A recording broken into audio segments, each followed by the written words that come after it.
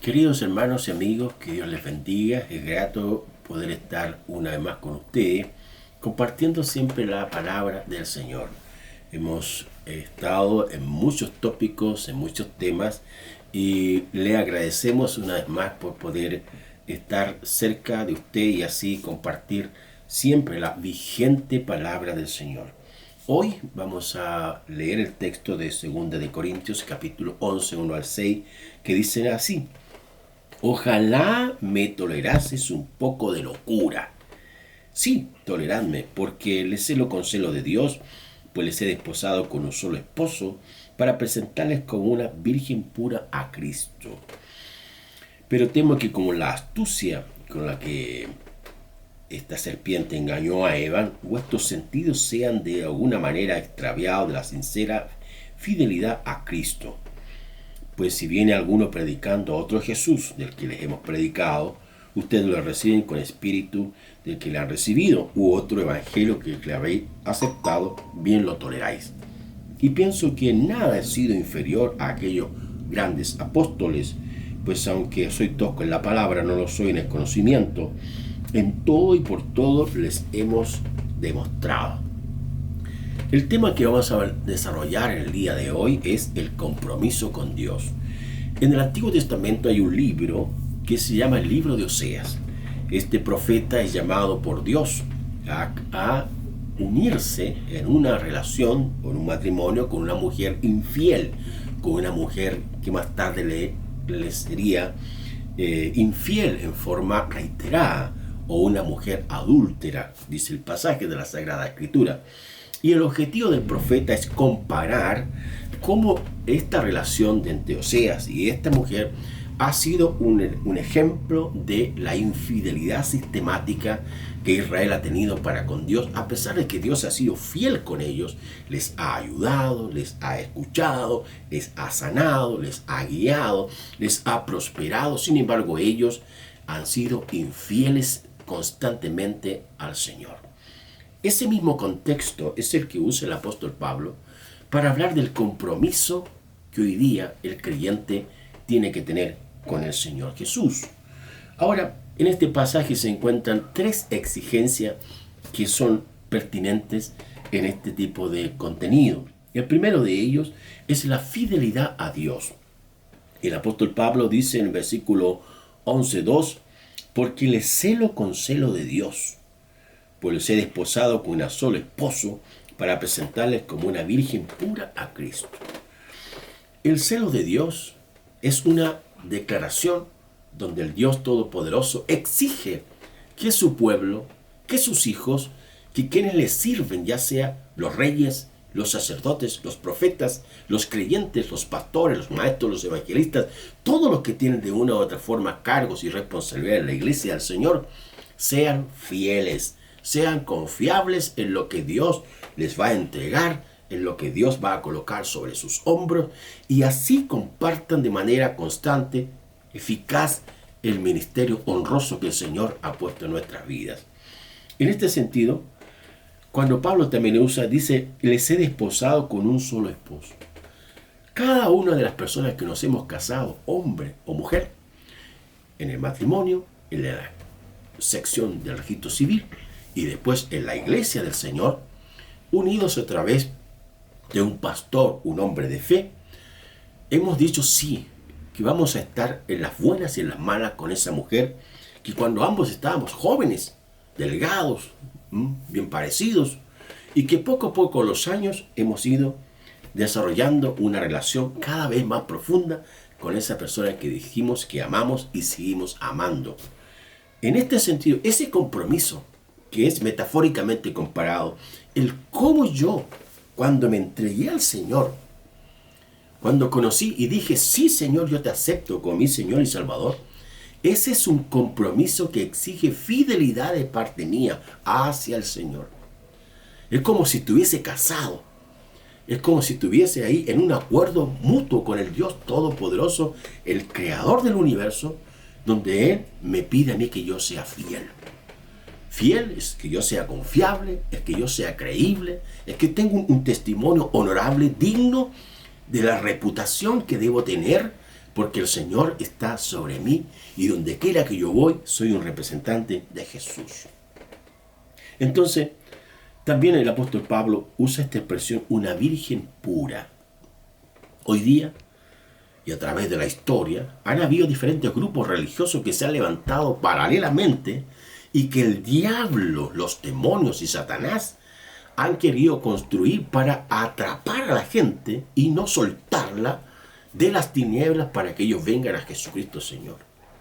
Ahí en 2 Corintios 4:4 dice, en los cuales el Dios de este siglo cegó el entendimiento de los incrédulos para que no les resplandezca la luz del Evangelio en la faz de nuestro Señor Jesucristo. Entonces, Satanás de una u otra forma va a querer usar diferentes variabilidades metodológicas y técnicas y atractivas para darle, entre comillas, respuestas o soluciones engañosas, subjetivas, relativas a las personas, de modo que ellas no se salgan de aquellos grupos esotéricos, metafísicos, demoníacos, budistas, hindúes, musulmanes, etc. Todas estas confesiones religiosas que hoy día se aglutinan como la famosa nueva era o New Age en inglés. Y Jesucristo se presenta muy claramente como el mediador entre Dios y los hombres, el camino al Padre, la respuesta a la vida. Y los autores bíblicos hablan en forma reiterada que en ningún otro hay salvación, en ningún otro nombre hay salvación, y en la cual se encuentra en nuestro Señor Jesucristo. Y Pablo dice, porque hay un solo Dios y un solo mediador entre Dios y los hombres. Entonces muchos grupos religiosos se encargan de construir doctrinas paralelas, adyacentes, muy atractivas, pero con el objetivo de seguir que la gente la tenga bajo sus manos o bajo su dominio. El único que trae liberación o libertad es Jesucristo, porque todos nosotros somos esclavos del pecado. Ninguno de nosotros podría decir que ya venció el pecado, o que no hay ningún deseo en lo cual es esclavo de él, no hay ninguno. Cada vez que vemos la palabra del Señor, el espejo de la palabra del Señor, nos damos cuenta cuán débiles, cuán imperfectos somos, y que cada día nos vamos apagando, debilitando, para un día encontrarnos con nuestro amado Señor Jesús. Entonces, es muy importante esta exigencia, la fidelidad a Dios. En segundo lugar, estar siempre vigilantes en el servicio. El apóstol Pablo escribe en el versículo 3, dice, pero me temo que con la astucia, como la serpiente engañó a Eva, vuestros sentidos sean de alguna manera extraviados de la sincera fidelidad a Cristo. El apóstol Pablo está recurriendo históricamente a la revelación primaria de ese libro de Génesis, en el capítulo 3, cómo Satanás entró en el huerto como una serpiente y le propone a Eva que el hecho de que Dios le había prohibido que debían no comer del árbol de la ciencia y el bien y el mal porque si no iban a morir, él les dice, no moriréis, sino que seréis como Dios. El único objetivo de Satanás es corromper, destruir lo que Dios ha hecho. Y en este caso Dios había hecho el huerto del Edén, un lugar hermoso, maravilloso, perfecto, bueno, usa el autor bíblico de Génesis capítulo 1 y 2, era bueno el huerto del Edén, y Dios colocó a Adán y Eva, los bendijo, hasta que apareció Satanás, y el hombre en su ingenuidad, en no estar atento, en no tener claro lo que Dios le había dicho, cede a esta tentación y se produce la rebelión del hombre para con Dios. Obviamente Satanás riéndose a carcajadas, porque siempre hace lo mismo, y creo que hoy día los creyentes de este tiempo debemos estar muy atentos con las armas que Dios nos ha dado, con la palabra, con la oración, con la verdad, con la justicia, con la paz, con el evangelio, con la salvación, muy atentos para no distraernos y de modo que Satanás no nos confunda y nos vayamos a través de otros grupos religiosos. Conozco muchas personas, hombres y mujeres, que han dejado al Señor, que han dejado la fe, que han abandonado la palabra. Y hoy día son mormones, son testigos de Jehová, son espiritistas, son noverianos, están estudiando la metafísica. Este grupo, supuesto grupo religioso, la meditación trascendental, una variante del hinduismo, que la gente supone tiene paz. Pero eso es mentira, eso es falso. Porque el único que trae la paz para su vida y que puede ser paz para su espíritu es nuestro Señor Jesucristo. Él dijo, mi paz les doy, mi paz les dejo, no como el mundo la da, sino como yo la doy. No se turbe vuestro corazón y tenga miedo, dice el Señor.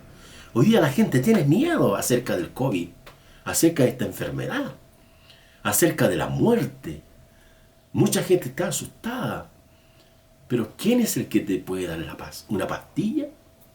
¿Un medicamento? ¿La meditación? La paz verdadera se encuentra en Jesús. Dile al Señor que Él te dé paz. Entra en tu lugar secreto, en tu dormitorio. Dobla tu rodilla y dile, Señor, yo necesito tu paz. Tu palabra, el Evangelio, o alguien me dijo que tú eras la paz. La paz no está en un tratado como los Estados Unidos. Muchos años, muchos presidentes han venido acá al Medio Oriente a firmar acuerdos de paz con los palestinos. ¿Y qué pasa? Eso es un engaño, es un error. Puede ser muy bonito para la televisión, para la noticia internacional de un canal de televisión X, pero no hay paz allí. Porque la paz verdadera se encuentra en Jesucristo el Señor. Entonces, hermanos, vigilantes en el servicio a Dios. Jesús dijo a los discípulos, les envío como ovejas en medio de lobos. Ser sencillos como paloma y prudentes como serpiente. En la vida tenemos que estar atentos. El Evangelio de Juan habla del Señor Jesús. Dice que Él no se fiaba de nadie. Hoy día, ¿cuánta gente, hermanos, es mentirosa? Usa la mentira para vender productos. Usa la mentira para engañar. Hoy día, a través de las compras de internet, mucha gente compró una silla, un tal costo, un tal precio, y le llegó un cojín. ¿Cuántas situaciones de engaño hay en el mundo que vivimos hoy día? El engaño, la mentira, estos procedimientos indebidos, parece que la gente no los ha considerado, ni lo ha pensado, ni lo ha evaluado bien. Tenemos que ser prudentes en la vida. Tenemos que estar siempre vigilantes, siempre atentos. Es como el soldado que su capitán le manda a ser guardia en una X puesto. Le dice, tienes que estar vigilante, tienes que estar atento. Y cuando pasa la ronda le dice, baja este soldado. Y dice, sin novedad, mi capitán, sin novedad, mi cabo, mi sargento. En la vida es igual, tenemos que estar atentos al tema social, al tema económico, al tema de la fe, a las cosas que diariamente se suceden. Y en tercer lugar, actualizado en el conocimiento. En 2 Corintios capítulo 11, versículo 6, el 5 dice, y pienso que nada he sido inferior a aquellos grandes apóstoles, pues aunque sea toco en la palabra, no lo soy en el conocimiento. Pablo dice que esos apóstoles primarios que Jesús llamó y que el Señor se dio cuenta, pero de forma inmediata, que como persona, Él tenía que morir, resucitar, dejar este mundo y estar a la diestra del Padre. Llamó a 12 apóstoles y se menciona a uno de ellos que fue el traidor, Judas Iscariote. Y Pablo dice, yo he trabajado con ellos, por más que he ido más adelante, mucho más allá que ellos. En el libro de los Hechos, la historia nos muestra que tanto Pablo como Pedro, o Pedro como Pablo, Pedro a los judíos, Pablo a los gentiles, y no se menciona más acerca de otros, pero existen estudios paralelos, la narrativa histórica de los padres de la iglesia, que se menciona, habla de los otros apóstoles, de Tomás, que uno fue a África, otros fueron a Asia, y así sucesivamente. Y Pablo está ahí, yo he trabajado como ellos, he ido más allá. En otra parte llega a decir que no he sido él el que ha trabajado, sino la gracia de Dios en él. Pero Pablo acá menciona algo muy importante, la palabra conocimiento. Esta palabra conocimiento se refiere de que a un conocimiento profundo, a un conocimiento de una relación, no un conocimiento superficial. En otras palabras, ¿usted conoce realmente al Señor? No le estoy hablando del Jesús histórico, no le estoy hablando de ese Jesús en un crucifijo, que usted era muchos vehículos, está colgado el crucifijo ahí, o en muchas iglesias históricas ahí está el crucifijo. Le estoy hablando de Jesús Dios, del Señor, el Rey de Reyes, Señor de Señores. De ese estoy hablando. De ese Señor es el que habla la Biblia. Si alguien viene y les predica un evangelio diferente, dice Pablo, sea anatema. Esa palabra anatema significa maldición, significa muerte. Por lo tanto, el evangelio presentado en las Escrituras es el evangelio del Dios Todopoderoso, del Jesucristo Dios, y que no hay otro más en el cual nosotros podamos confiar. Y que Él dice que Él vendrá a buscar a su iglesia, a buscar a su pueblo, para luego después proceder al juicio sobre esta humanidad que no ha querido arrepentirse ni creer en Jesús como su Salvador único. Para terminar, este compromiso con Dios exige fidelidad por parte de los creyentes. Al mismo tiempo necesita un conocimiento profundo de que realmente entendamos a quién servimos. Y al mismo tiempo indica que nosotros tenemos que tener una actitud siempre vigilante en un mundo de tinieblas que cada día van creciendo, pero el reino de Dios sigue adelante, firme hacia adelante. La iglesia del Señor sigue extendiéndose en medio de estas adversidades, porque Jesús dijo que su iglesia nunca jamás sería destruida. La expresión de Él es, que escribe Mateo, las puertas del Hades no prevalecerán contra ella. De modo que Dios, hermanos, está con nosotros. Sigamos confiando, sigamos trabajando, sigamos siendo fieles, sigamos adelante en el nombre de Jesús.